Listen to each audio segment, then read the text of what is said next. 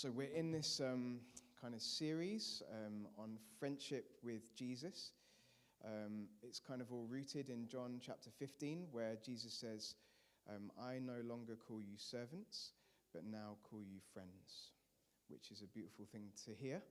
And it's about kind of closing the gap. So on one hand, we've all got pals. Hopefully we've all got one or two friends. And we know what it's like to interact with them, to live life alongside them. And then on the other hand, you've got someone like me up at the front of church saying, Jesus calls us friends. And hopefully the next couple of months is kind of narrowing the gap, okay? Not that we're supposed to be all pally-pally, exactly just like we are with our friends. With Jesus, of course it's going to be different. But there's no point in us just talking about being friends with God and not having a clue what that means, not understanding what that can actually look like in our lives. So it's about closing the gap and actually getting to a place where we can talk with God and know that he's listening, where we can wake up every day and know that he's with us. And I kind of have a theory. It's not a very complex theory. The theory is this: nobody really remembers anything. That's the theory, okay? And I kind of think that this, being friends with God, could be so important that it's worth us not just doing a week or two in it. Because I think you do a week or two in something and everyone says, if you're lucky, good talk, you know?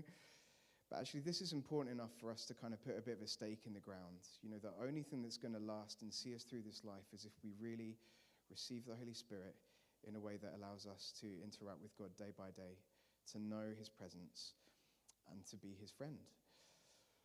And so we're on this journey together. We're trying to kind of lay the groundwork for each of us to build upon, and this is the clincher for me. It's not just this is a good idea or this is a nice thing to focus on. God desperately wants us to know him in a deeper, more meaningful way. You know, that's why he died for us. That's why he gave us his Spirit. He desperately wants each one of us to know him in a deeper, more meaningful, more transformative way. And there is an invitation for each one of us. You know, Mark gave us the invitation for Restless for Mission. It was the wrong year, okay?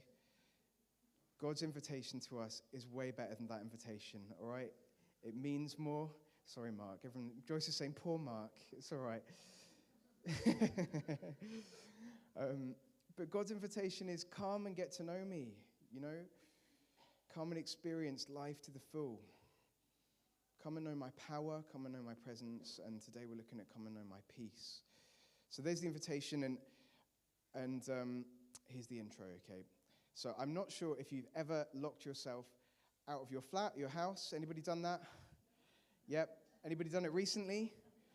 Yep. Anybody done it this week? I know you have, Mary. You've done it plenty of times, actually, yeah. I once went away with my big brother, Jonathan, and a friend to stay in a caravan in Ely, the height of luxury.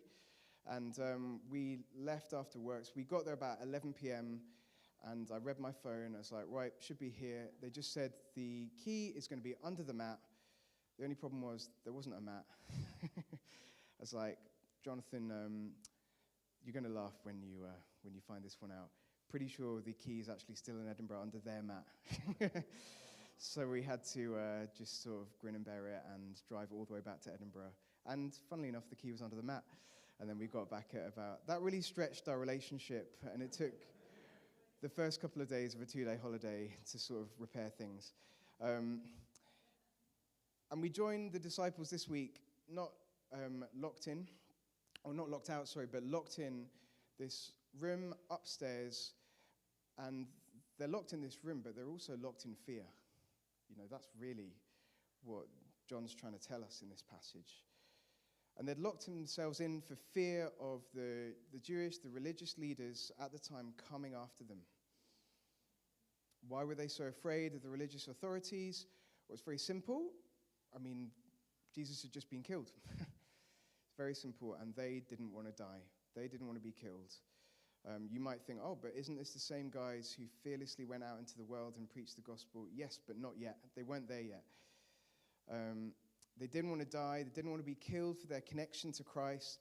Jesus was gone, and in a way that some of them were thinking, it's just time to move on. You know, that whole thing didn't really work out. We're still trying to work out what happened. We're still reeling a little bit. And they were also running scared. Mary had seen Jesus and had told some of them, but not all of them believed her. Maybe they said they did, maybe they said they didn't. But a lot of them didn't believe that Jesus was alive. Talk about being locked out. The other week, the week between Christmas and New Year, my parents locked us out of our house. They decided that it would be a good idea to put our only 2 sets of keys through the letterbox while we were in Winchester in England, while my other friends were coming to stay in our house for 3 days. So what do you do when you hit a problem like that? He's not here today, but there's a guy who maybe some of you have met. He's called Lewis Roseweir, and he can do anything, okay? I've got a quick video here. Can roll tape.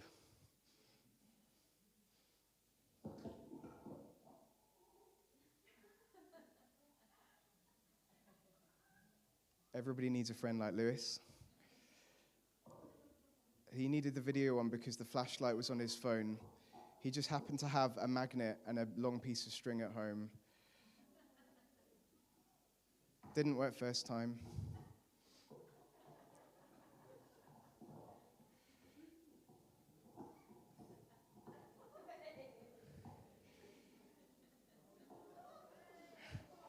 And there we go.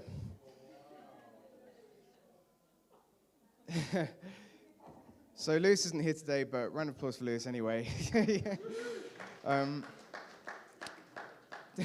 2 things you need to know about Lewis.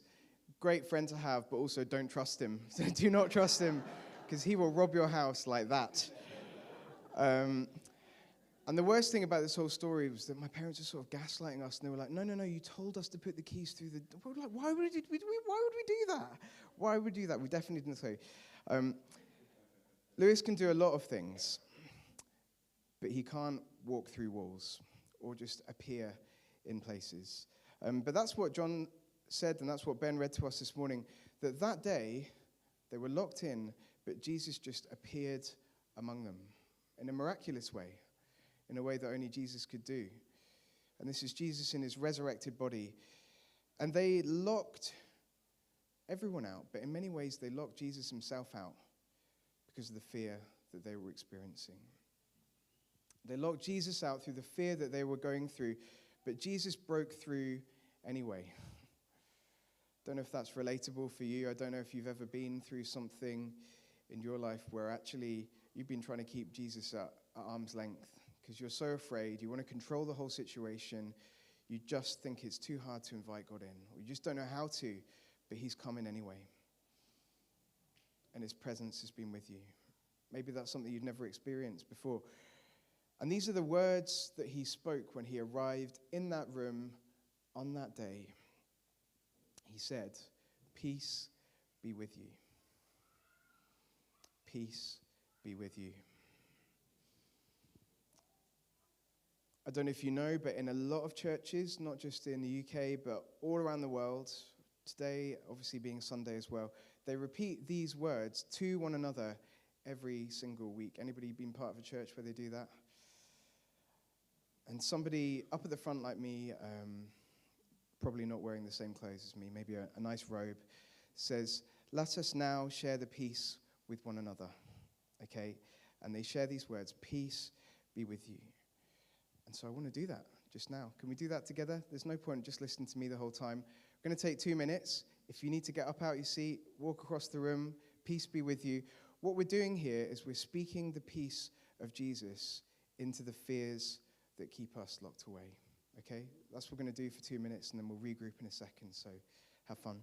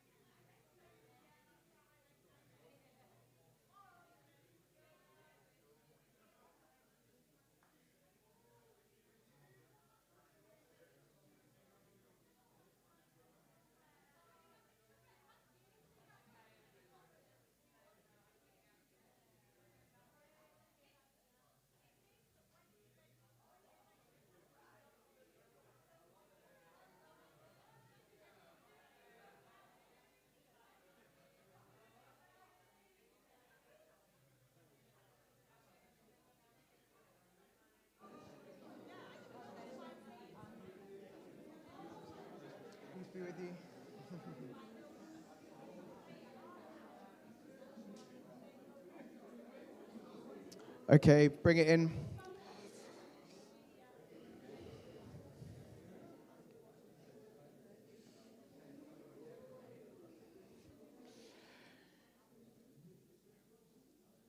Come and have a seat again. Anybody enjoy that? Some of you find it less bad than you thought it would. I think it's a really powerful thing, just to say that again. What we're doing, we're speaking not just empty kind of hopeful words, speaking the words of Jesus to one another that he spoke into the hearts of the disciples that day. And we're bringing ourselves back into that place a little bit of experiencing peace, the presence of God in a place of fear. So peace be with us today. When we lock ourselves away from the world, or when we isolate, when we cut ourselves off from those that we love and from the God who loves us, for fear, peace be with you. When we worry, maybe a bit like the disciples, for being ridiculed or ostracized or even killed, as many believers do in the world today, for our faith, for our connection to Jesus, peace be with you. When we struggle with mental health, when we struggle with self-worth, self-esteem, when we struggle with how we're perceived by others, peace be with you. And when you can't even see through to next week, when you're in that place, when you're just taking it one day at a time, peace be with you. The presence of God be with you. When you move to a new country and everything feels overwhelming and new, peace be with you. The presence of God be with you in that place as well. We live in a world that is, I think, more than ever crippled by anxiety, an anxious feeling and anxious thoughts. There are so many eyes watching us, whether in the flesh or online or on our phones, our devices. There are so many people we feel like who are watching and waiting for us to fail, whether we know them or whether we don't. There are people who want us to fit in with their idea of who they think we should be. And we feel that pressure, even if we know in our hearts that actually we're not interested in that. And it still dictates how we live and the things that we say and the choices we make. And we can't please everyone, but at the same time, it doesn't stop us from trying. I'm hoping this isn't just me. And it often leads to fear and anxiety and uncertainty and unrest in our souls. And yet, here is Jesus, ministering to people in exactly that same position, these disciples in that room. What does he do? As Ben read, he literally breathes his spirit upon them. And he speaks his peace over his friends. And we are his friends if we know him. And that was at the point where they were at their most anxious, at their most despairing and defeated. And so if you have arrived today, if you are watching this later and you are full of fear for what the future holds, you're in good company because you're in the same company as the disciples that day. And if you know anything about their story, things changed. But this isn't about how they became preachers and healers. This is just about, in that moment, they experienced the presence of God, and that was enough. That was enough. There's a lot said as well, kind of in business journal. I mean, not that I read business journals. Mark, you're the business journal guy. And in workplace environments and in churches as well, about non-anxious presence these days. I don't know if you've ever come across. It's a bit of a buzzword these days.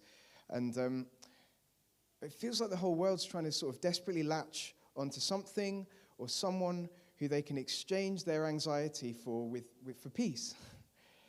If I give you my anxiety, will you give me some of your peace? If we hang out together, if we do this together, everyone's trying to find, well, where is that non-anxious presence in my life that I can find?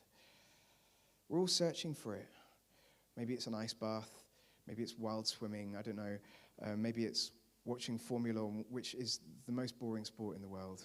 They just go round and round and round. It's just like, come on, guys. There's got to be more to life than this. Of course, there's nothing wrong with all those things. We've got to look after our mental health. We've got to do things good for our body and our mind and spirit and soul. But have you tried latching on to Jesus Christ? Have you tried getting to know him? Have you tried really spending time with him?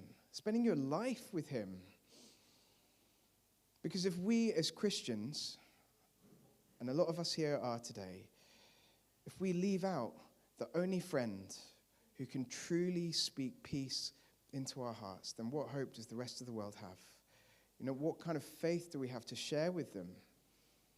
Is it just an idea of something that happened 2,000 years ago? Or is it an active, living relationship, a friendship with God that has transformed and is transforming our restless hearts into more peaceful, into more loved and loving and less restless and more just comfortable in who God has made us? But so often, even as believers, we go to other places first. We go to friends first. We go to other methodologies. We go to other ideas first. But he's literally called the Prince of Peace. And how I started this talk, he desperately wants a greater connection with you in your life, in all that you're going through. He desperately wants to be the first person that you turn to and that you think of. Jesus says in John chapter 16, he says, "In me you may have peace. In this world you may have trouble." Anybody had any trouble in this world? Wow, that was a real groan. Ooh, yeah. "But in me you may have peace. So take heart." That's my job. I got the best job in the world. I just get to stand up here and say, take heart in Jesus Christ, because nothing else will satisfy you in the same way. Take heart. I have overcome the world. He has overcome the world.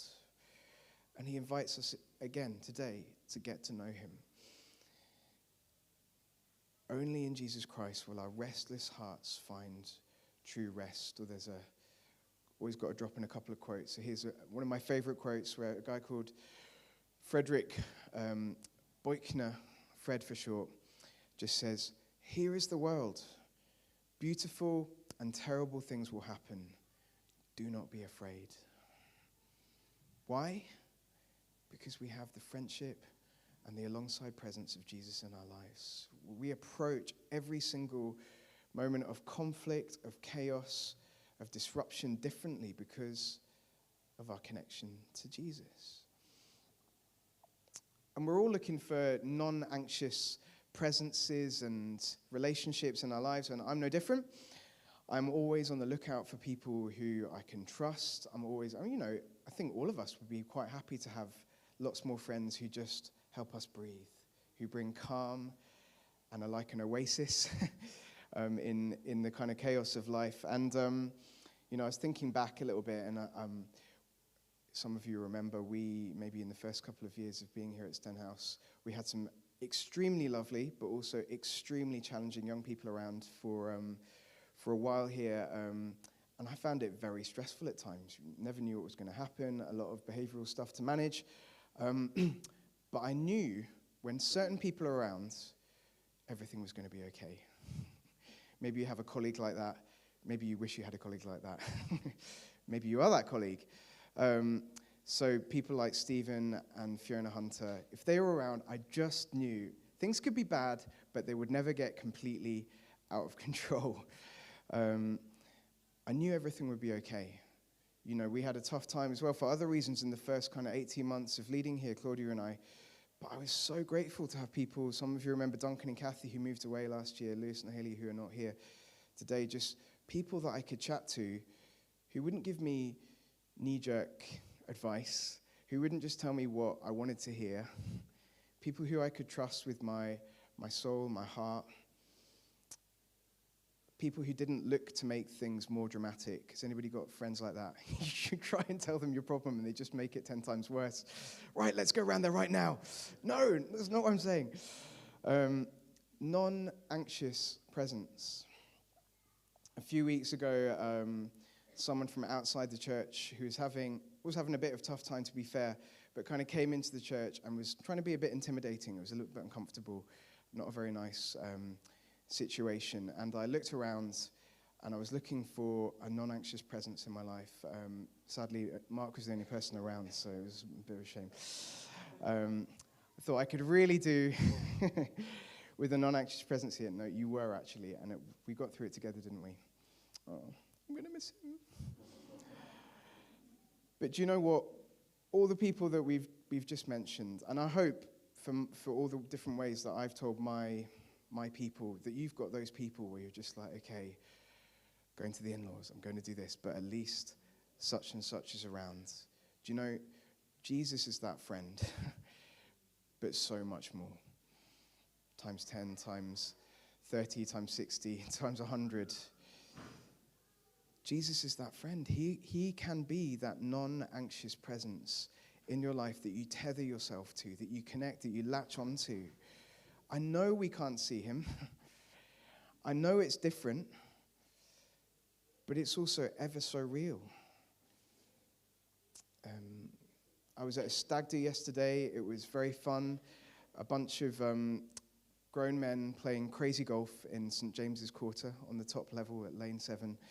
And that was good fun. And then we went from the kind of sublime and ridiculous to the very profound. And outside the German doner kebab place, anybody been there in St. James's Quarter? Yep.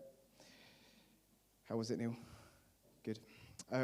We had a prayer time because he was just like, we've just got a couple of hours. You know, if I do one thing with you guys, I want to pray. And I was just like, yeah, okay, but we've got to do something fun as well. Come on, please. So we did crazy golf, and then we prayed, about 6 of us, for about 20 minutes just outside the German doner kebab place on the little tables. And it was really beautiful, very moving. And this guy who's getting married next week, he shared for a little bit and just spoke about the peace of Christ in his life that nothing has ever come close to. He's been a Christian for about 6-7 years. He just said this year, leading up to everything that's going on in his life, he just said, and he was tearing up, and he was just like, I've never known anything like this peace. You know, being a Christian for a few years, yeah, but only recently has said yes to really receiving the peace of Christ in his life, to really knowing God in this special way.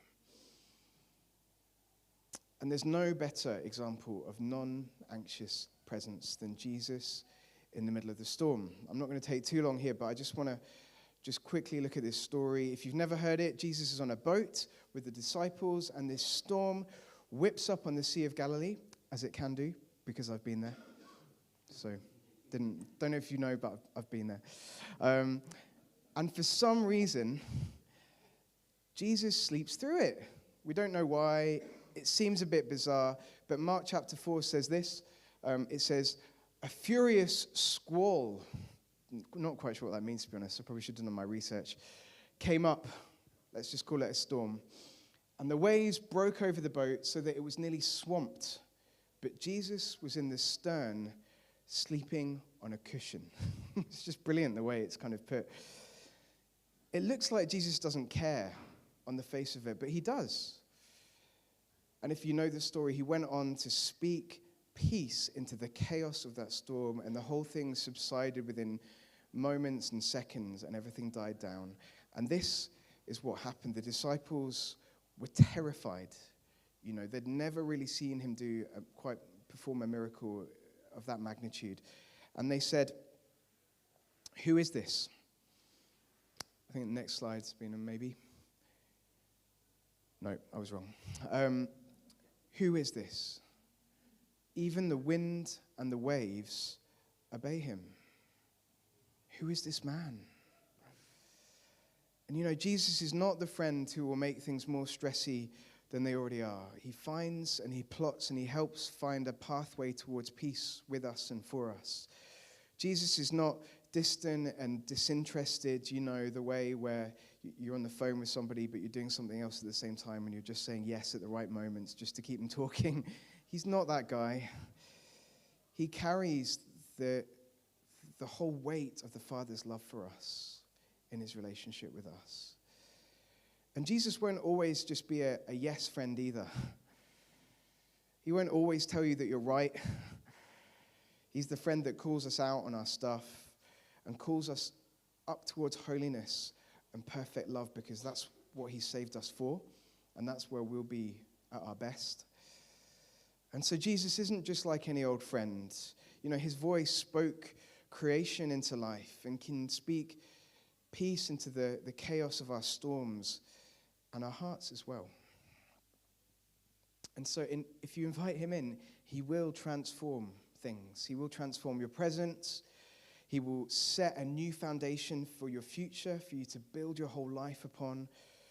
Back to John 20, where he says, John says, he showed them his hands and his side, and the disciples were overjoyed. So normally, if a friend shows you their injuries, you don't celebrate with joy. That would be a bit strange. Next time a friend sort of shows you something that they've been through, don't start clapping and cheering. You know, that would be a bit strange. They might be a bit upset with you. But the disciples did that day. And so they should have. Some of them, the last time they'd seen him, it was on the cross. Some of them didn't go to the cross. Some of them would have spoken to the woman who did follow him all the way there, who saw him die, who took his body to the grave plot. And so the last time they'd seen him, the last time they'd heard about him, he was dead. And they had experienced desolation and darkness and despair. That had been their emoji for the past few days. And now standing before them was their master and their teacher and their friend, raised to life again. Hallelujah. And if Jesus has conquered death itself, then what is left to be afraid of, really? You know, whom then shall I fear? Romans 6 says that we are now united with Christ forever, and that baptism is this great sign and symbol of that in his death and in his resurrection, we can be united with him. 1 Corinthians 15 says that the last enemy to be destroyed is death itself.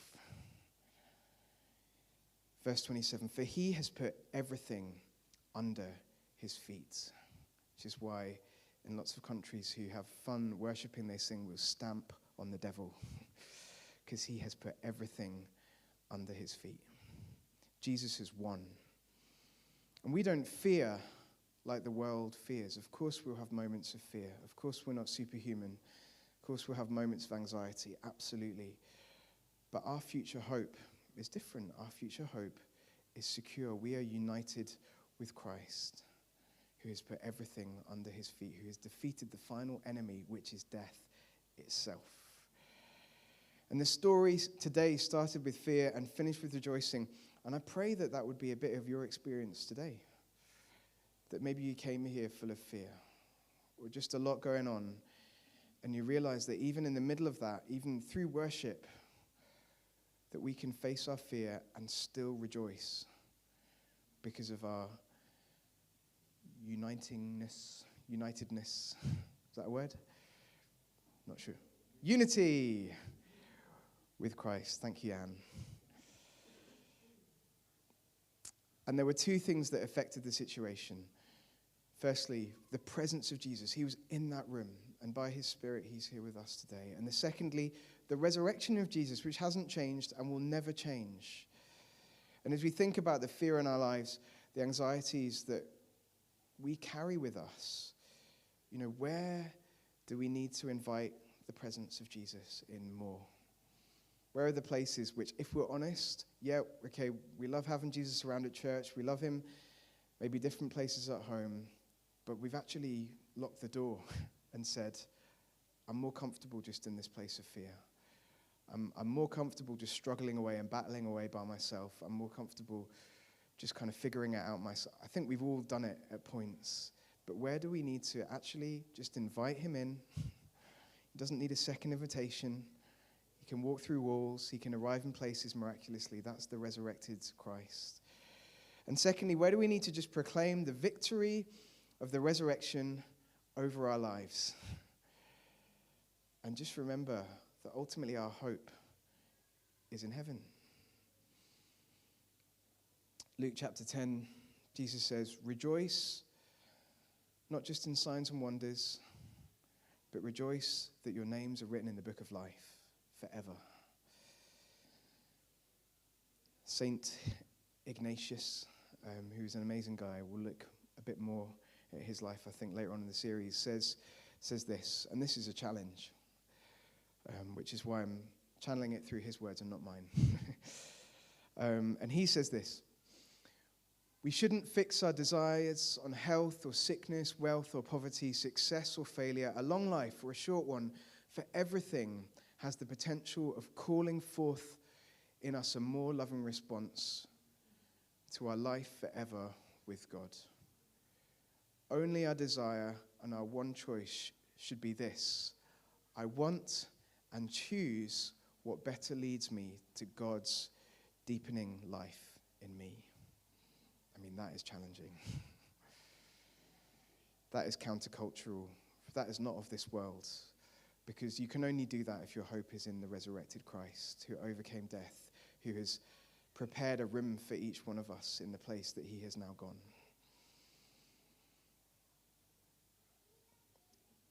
So maybe the call is to slow down,